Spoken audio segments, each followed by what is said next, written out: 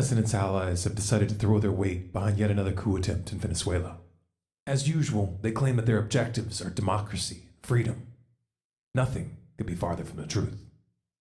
The following presentation will expose the real motives and human consequences of this gambit. We'll start with a quick rundown of recent events. To fully understand those events, however, will require a history lesson, a background check on the key players.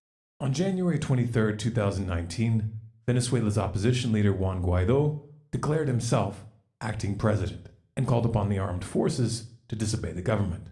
Very few had ever heard of this man. He had never actually run for president. Guaidó is the head of Venezuela's National Assembly, a position very similar to Speaker of the House. Within minutes of this declaration, U.S. President Donald Trump took to Twitter and recognized Guaidó as interim president of Venezuela, writing off the administration of Nicolas Maduro as illegitimate.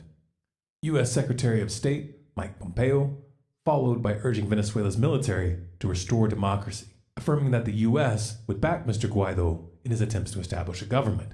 They also promised $20 million in humanitarian aid. And to put this into context, Trump is on record saying he is not going to rule out a military option in Venezuela. This is roughly the equivalent of Nancy Pelosi or Mitch McConnell declaring themselves president, calling on the military to overthrow Trump, and having China pledge to fund and assist the effort.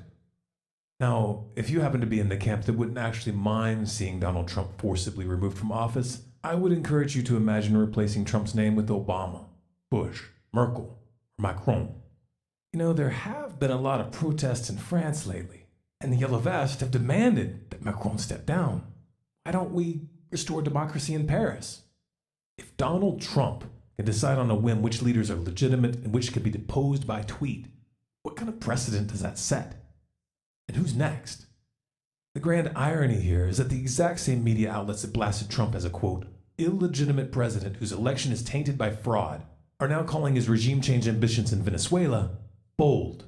Not only have they refused to criticize the move, but in fact they're hailing this as a, quote, potential foreign policy victory and a political win at home.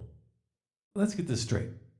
Trump is an illegitimate president who should be removed from office because of Russian interference, but you're perfectly comfortable with that same illegitimate president toppling foreign governments via Twitter?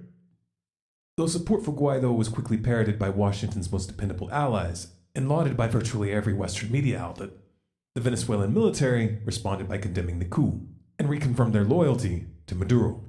Russia, China, and Turkey also issued statements condemning U.S. meddling and warned against further interference. By January 25th, reports were flowing in that as many as 400 Russian military contractors were already on the ground.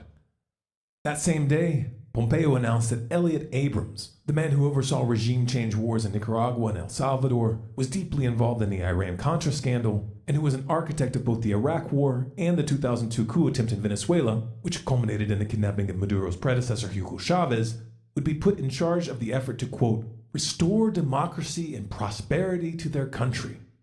Right. So why do you suppose Washington really wants regime change in Venezuela?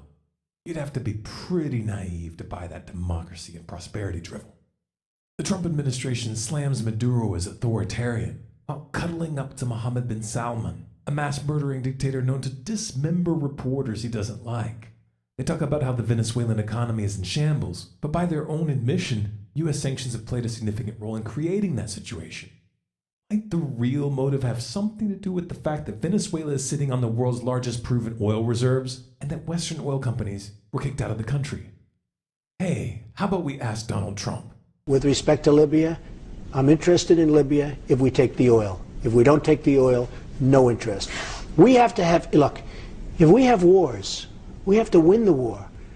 What we do is we take over a country and then we hand the keys to people that don't like us.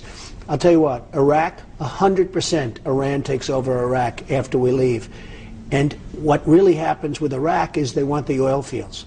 And I have it on very good authority that Iran probably won't even be shooting a bullet because they're getting along with the Iraqi leaders better than we are. After all of those lives and after all of the money we spent. And if that's going to happen, we take the oil. Well, how do you think that would impact our relationship with other Arab countries if we go in and say, hey, we're taking the oil, or at least until we're paid back what we think we've spent? How do you think that would affect the Arab nations? Who cares? Who cares? Maduro's predecessor, Hugo Chavez, nationalized the oil industry and used the proceeds to fund his socialist vision for the country.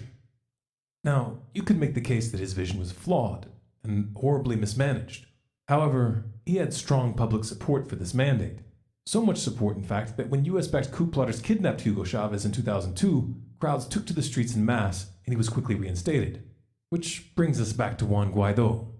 There's not much information available on Mr. Guaidó, but if you look up the man who tapped him to lead the opposition party, Voluntad Popular, you'll find Washington's fingerprints all over the place.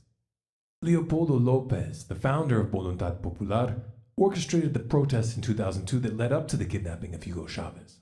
It's no secret that the US has been funding Voluntad Popular for years. Nor is it a secret that US officials met with coup plotters in 2018. But if there were any doubt that Guaidó is Washington's puppet, Mike Pence's call the day before the coup assuring US support should lay that to rest. But Maduro is a bad leader. Compared to who? Which paragon of good governance will we refer to as the model? Trump? Theresa May? Angela Merkel? Macron? Take your time. Juan Guaidó never ran for the office he claimed, and the fact that he directly colluded with a foreign nation to overthrow the man who was elected president marks him as a traitor. Venezuela is one of the three countries I call the troika of tyranny. It'll make a big difference to the United States economically if we could have American oil companies really invest in and produce the oil capabilities in Venezuela. One could make the case that Maduro is incompetent. One could make the case that his economic theories are trash. The same could be said for the haircuts and suits calling for his removal. But the reality of the matter is that unless you happen to be a Venezuelan citizen, how Venezuela is governed is actually none of your business. Given how things turned out in Iraq, Afghanistan, Libya, Syria, and Ukraine, you'd think people would get the hint. When it comes to spreading democracy, you suck. U.S. regime change operations have left nothing but chaos, death, and destruction in their wake. If you want to make the world a better place, maybe, just maybe, you should start at home. Tell me pretty lies, look me in the face. Tell me that you love me, even if it's fake.